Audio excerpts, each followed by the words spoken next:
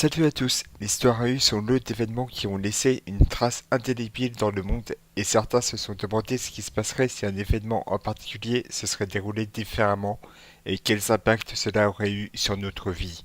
Beaucoup l'ont imaginé en sélectionnant des chapitres importants de l'histoire en mettant du temps pour réfléchir aux scénarios possibles. C'est ce qu'on appelle l'Uchronie. Avec les médias qui existent, beaucoup de personnes ont dévoilé leurs idées de scénarios alternatifs de l'histoire, que ce soit en littérature comme le roman La part de l'autre de Eric Emmanuel Schmitt, qui se demande ce qui se passerait si Hitler était accepté aux Beaux-Arts et serait devenu peintre à la place du dictateur qu'on connaît, ou bien le jeu Freedom Fighters qui se demande ce qui se passerait si l'URSS ne s'était pas effondré et entré en conflit direct avec les États-Unis. Mais le média qui nous intéresse concerne la bande dessinée. Il existe un tas d'auteurs qui ont publié des uchronies en BD, et les auteurs dont je vais vous parler sont en grande partie connus pour leur travail dans l'écriture de scénarios uchroniques. Sans plus attendre, je vais vous parler de Jean-Pierre Pecot et Fred Duval. Jean-Pierre Pecot est né le 27 juillet 1955 à Paris. Ayant suivi des études d'histoire, il devient durant 2 ans professeur dans un lycée avant de changer de carrière pour bosser dans une boîte spécialisée dans les jeux de rôle. Il participera à l'importation du jeu Donjons et Dragons en 1980, il sera traducteur pour plusieurs autres jeux et participera au développement de certains jeux de rôle conçus uniquement en France durant 5 ans. Il fera ensuite ses débuts dans la bande dessinée en 1997 avec la série de 3 tomes Zentak, racontant l'histoire d'un mercenaire chargé de récupérer des barrettes de mémoire, bref, une sorte de truc futuriste. Son amour pour l'histoire le poussera à alterner des moments clés de l'histoire avec des scénarios et se lance dans les chronies avec l'histoire secrète lancée en 2005 avec Igor Gordeï pour le dessin et terminée cette année. 34 tomes racontant les aventures de 5 magiciens à travers diverses époques de l'histoire. Mais je les ai jamais lus car le mélange de fantasy et d'uchronie m'intéresse pas du tout, voire même me gonfle. En 2010, le directeur du label Série B, Fred Blanchard, lui propose une nouvelle série uchronique sur des événements très précis de l'histoire en collaboration avec son ami Fred Duval. Celui-ci accepte tout de suite et ainsi, la série Jour J voit le jour. Passons maintenant à son ami et collègue de la série Jour J, Fred Duval. Né le 5 janvier 1965 à Rouen, il a également suivi de brillantes études d'histoire et durant les années 80, en parallèle de son rôle de guitariste pour un groupe de rock, il commence à travailler l'écriture pour des journaux d'étudiants et des fanzines. Un jour, il fait la rencontre des scénaristes et dessinateurs Olivier Vatine et Thierry Caillotot et finit par se lancer dans la bande dessinée avec Fish and Chips au début des années 90, dessiné par Turlan et distribué dans plusieurs quotidiens. Après un boulot dans la communication pour les éditions Delcourt, Duval travaille avec Thierry Caillotot la série Wayne Red Lake, une série de BD se déroulant au western, en 1995 avec L'Ami au dessin et Raparo aux couleurs. Après avoir écrit pour plusieurs séries télé, il continue d'enchaîner les idées de scénarios pour les BD. Parmi les plus connus, on trouve Hauteville House, qu'il crée avec Thierry Guillou au dessin, Lieutenant McFly avec Jean Barbeau au dessin, et les Carmen McCullum avec Guess au dessin. Il a même accompli en 2008 son rêve d'adapter la pièce de Molière Tartuffe en BD en compagnie du dessinateur Zanzin, ou Zanzim, je sais pas comment on le dit. Et puis, comme je l'ai expliqué, il s'est associé depuis 2010 avec Jean-Pierre Pecot pour écrire les scénarios de la bande dessinée uchronique Jour J.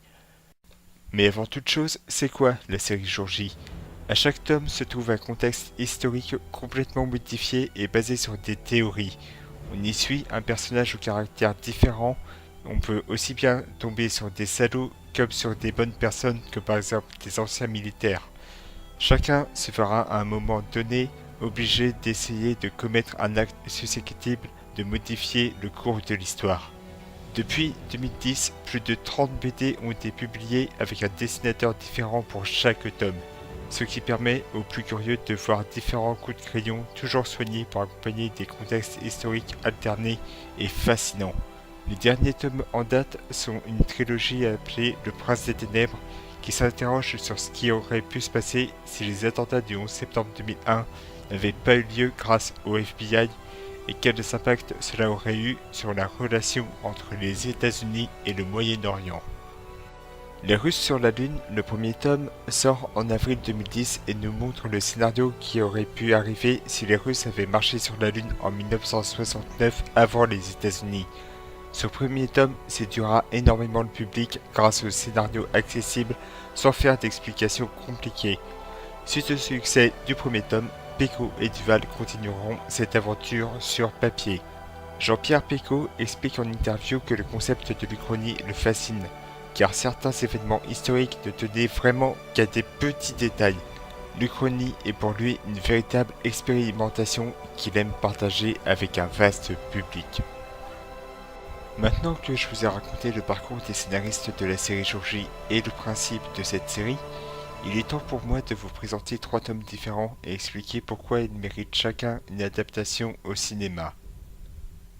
Je commence par le 5e tome intitulé Qui a tué le président, car c'est celui qui m'a vraiment fait accrocher à la série. Celui-ci nous propose de revenir en 1973 pour suivre un jeune Français exilé aux États-Unis. Le jeune homme s'appelle Chris French, fils d'un ancien SS de la Légion étrangère.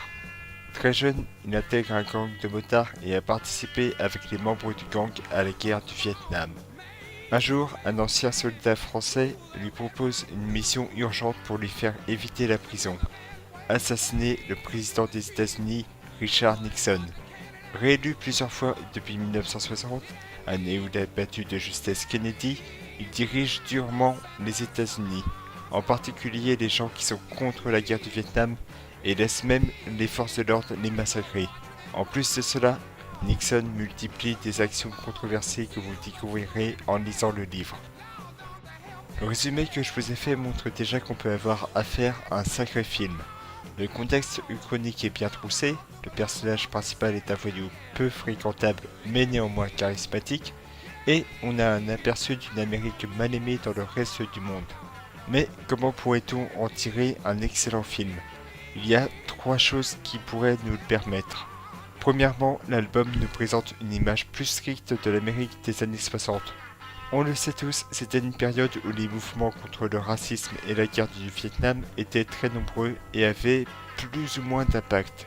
Dans cet album, suite à l'élection de Nixon, on voit une sensation de liberté moins intense et plus asphyxiée par le gouvernement.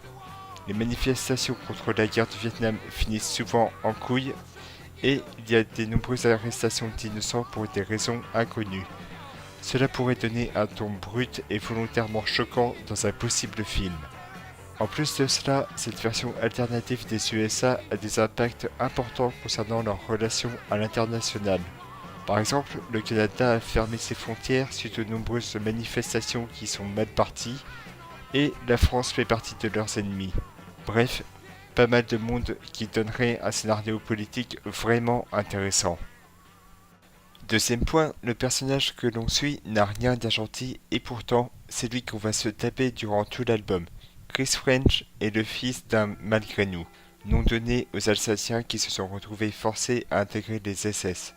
Du coup, on verra vite fait comment il a intégré les Hells Angels et les différentes bagarres contre les manifestants anti-guerre auxquels il participe, pour finir sur comment il a vécu son Vietnam. Dit comme ça et avec son physique, on a affaire au parfait abruti qui cherche juste la castagne. Et pourtant, Chris French est un mec très cultivé et son savoir lui sera utile à plusieurs reprises, comme par exemple raconter ses origines ou quand il s'agit de défendre ses collègues durant la guerre du Vietnam. En plus de cela, il a à la fois un côté provocateur qui le rend vraiment surprenant. Enfin, dernière raison, en plus d'avoir une ambiance tendue, il y a une excellente mise en scène. On pourrait avoir de nombreux plans qui pourraient s'inspirer du travail d'Oliver Stone et de Stanley Kubrick pour des séquences se passant au Vietnam, et pour les séquences dans les États-Unis, il faudrait s'inspirer de la mise en scène de certains films de Martin Scorsese, lui qui filme si bien les quartiers des grandes villes américaines. Passons au 8e tome qui mérite aussi une adaptation. Paris brûle encore, qui nous montre ce qui aurait pu se passer si les émeutes de mai 68 avaient fini en guerre civile. L'histoire nous emmène en 1976 en compagnie du journaliste américain Oliver Newman, venu faire un reportage sur la situation des Français à Paris. Il est pour cela escorté par l'armée américaine car depuis quelque temps, les soldats américains, chinois et russes tentent de calmer non sans difficulté les tensions entre des anciens de mai 68 devenus des punks et des groupes extrémistes ainsi que la mafia. Une fois sur place, Oliver fera la connaissance d'une combattante punk appelée Palace qui lui expliquera la situation à Paris et ce que veulent chaque faction. Les punks veulent contrôler le nord de Paris, tandis que les extrémistes veulent les exterminer. Cet album est juste mon préféré, tout simplement pour son aspect de France en temps de guerre civile suite aux événements de mai 68, ça tient vraiment la route. Car beaucoup auraient pensé que si les choses ne se seraient pas arrangées, un contexte de guerre civile entre la jeunesse et le gouvernement gaulliste aurait eu lieu. Dans Paris brûle encore, tout a dérapé. Il y a de nombreux attentats importants un peu partout en France, ce qui a provoqué un bordel monstrueux. La ville de Paris est ravagée par les explosions, de nombreux bâtiments historiques ont pris cher, les habitants ne faisant partie d'aucune faction sont démunis, et les soldats étrangers ont reçu pour consigne de ne pas tirer tant qu'il n'y a pas d'intervention réelle. Ils sont présents uniquement pour surveiller. Ce qu'il y a de bien dans ce tome est l'accumulation non seulement de scènes d'action, mais aussi de retournements de situation bien amenés, notamment concernant la véritable venue de Oliver Newman et les intentions de certains alliés de Palace qui peuvent surprendre et pourraient donner des scènes vraiment pertinentes. Enfin, il y a de nombreux éléments uchroniques osés mais néanmoins crédibles. Par exemple, le fait que la guerre civile ait vraiment démarré après l'attentat qui a tué De Gaulle en septembre 68 en voulant se réfugier en Allemagne.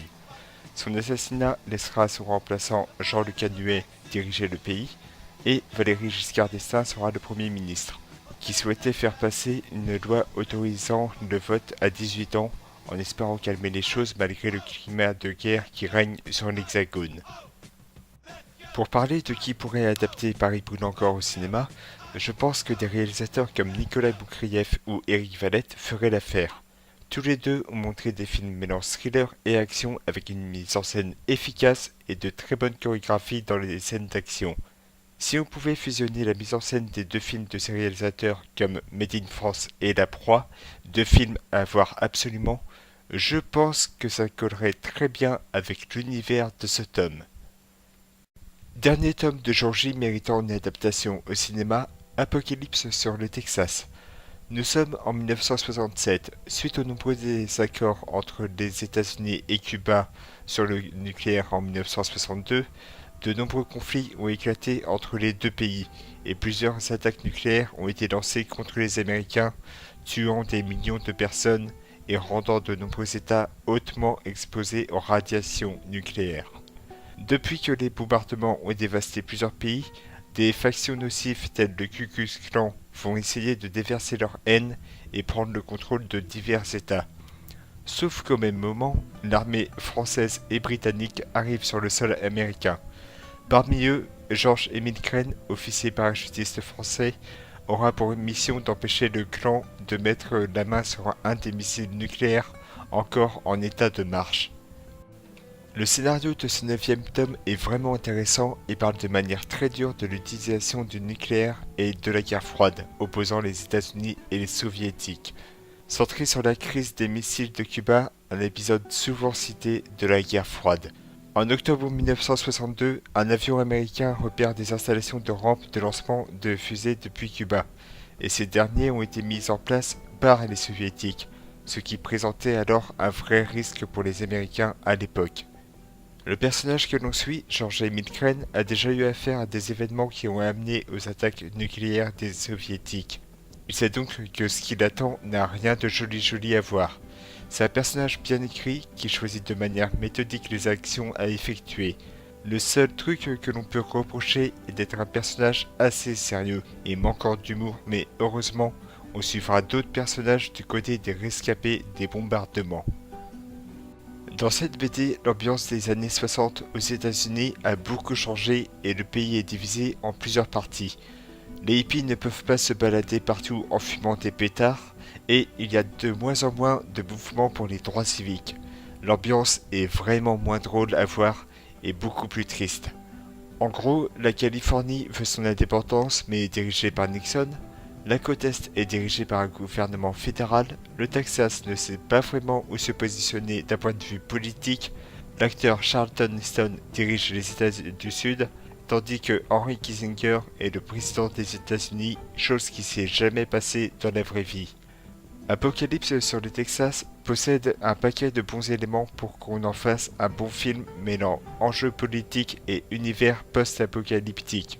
Les décors de nombreuses villes dévastées rappellent beaucoup Mad Max et La Route, qui ont été deux films qui avaient pour thème fort la chute de notre société et l'impact de la guerre sur l'homme. Du coup, je pense que des réalisateurs américains ou britanniques seraient plus taillés pour adapter ce tome. Parmi ceux qui pourraient bien faire le taf, Danny Boyle et Alfonso Cuarón feraient l'affaire car leur manière de filmer peuvent coller avec l'ambiance particulière de ce tome. Avant de se quitter, voici deux autres tomes de la série Jour-J qui valent le coup d'œil. Tout d'abord, le deuxième tome intitulé Paris, secteur soviétique, qui nous présente Paris dans les années 50, divisé en deux parties, suite à l'échec du débarquement allié en 1944 et à la libération de la France par l'URSS. En 1951, alors que Paris vit sous les deux régimes politiques, le Paris libéré et le Paris secteur soviétique, un tueur en série commet des crimes dans la capitale, ce qui risque de provoquer de fortes tensions dans les deux camps. Avec l'aide de plusieurs contacts, le capitaine Saint-Elme va enquêter sur ces crimes et empêcher que cela n'aggrave les relations entre les deux secteurs de Paris. Inutile de chercher bien loin, Jean-Pierre Pecot a eu l'idée de notre capitale coupée en deux en s'inspirant du mur de Berlin et avec son collègue Duval, ils ont eu la bonne idée d'inclure cet aspect de roman policier dans un contexte aussi intrigant qu'est notre capitale divisée en deux. Et la couverture de l'album avec la tour Eiffel en partie détruite est une image vraiment osée mais révélatrice du contenu de cette BD. Ensuite, j'aimerais vous parler du 29e tome, Le Prince des Ténèbres, qui, comme je vous l'ai expliqué un peu plus tôt dans la vidéo, raconte comment l'agent du FBI John O'Neill a empêché les attentats du 11 septembre 2001. Pour l'anecdote, l'agent du FBI John O'Neill a réellement existé et tenté de prévenir les autorités de la dangerosité d'Al-Qaïda.